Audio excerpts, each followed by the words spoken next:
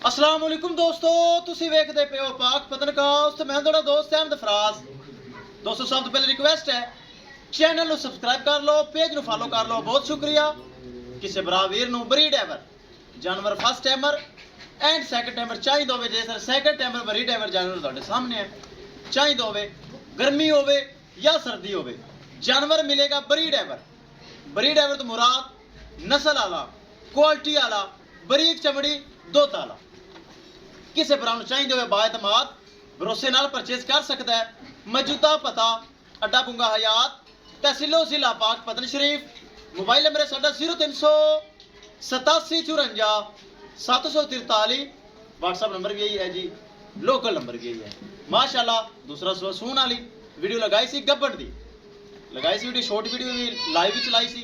साडा पक्का सब्सक्राइबर बहुत अच्छा भाई मोहम्मद नदीम दुबई च बैठा है। दुबई च बैठ के एतमाद किया, भरोसा किया। खानेवाल शहर जा रही, पहले 2 गावां गई खानेवाल, 1 दिन पहले 2 दिन पहले, हुण एक गांव फिर खानेवाल इंटरचेंज ते जा रही है। भाई मोहम्मद नदीम अगर मैंने सुन रही है, बहुत शुक्रिया। दुबई दे विच बैठ के एतमाद किया, भरोसा किया और 3,60,000 रुपये डिमांड सी, जो कि प्यार मोहब्बत होया किता है और नदीम भाई दे घर जा रहे। अल्लाह ताला नदीम भाई नसीब करे। कैमरामैन साहब गड्डी नंबर एक चीज़ करो क्लियर तो करो ले चलो जी। अल्लाह ताला भाई मोहम्मद नदीम ने नसीब करे। आखिरी तोहफा सेल हो गया अल्हम्दुलिल्लाह। जानवर जो लगता है सेल होता है। इंशाल्लाह नवे जानवर आ जाएंगे, जानवर नवे आ जाएंगे, कोई मसला नहीं। चुवाई करके लोडिंग हुई, ले चलो दोस्तों। वीडियो पसंद आए लाइक शेयर माशाअल्लाह कमेंट लाजमी करना है। अगर किसी भरा ने चैनल को सब्सक्राइब नहीं किया लाजमी कर लो, ताकि साड़ी हर आने वाली वीडियो मेरे भरा वीर मेरे सब्सक्राइबर देख सकन।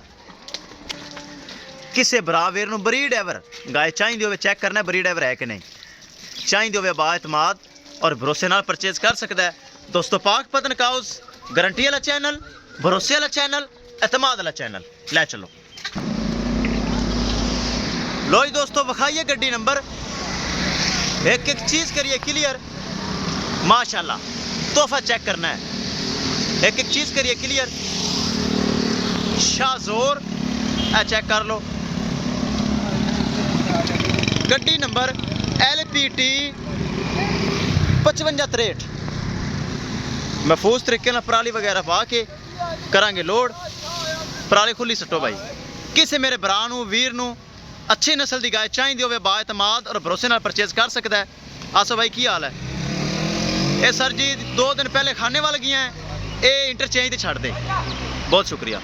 इंशाल्लाह दोस्तों मिलेंगे एक नई वीडियो के नाल। अपने फराज दोस्त दो इजाज़त, अल्लाह ने के बाद।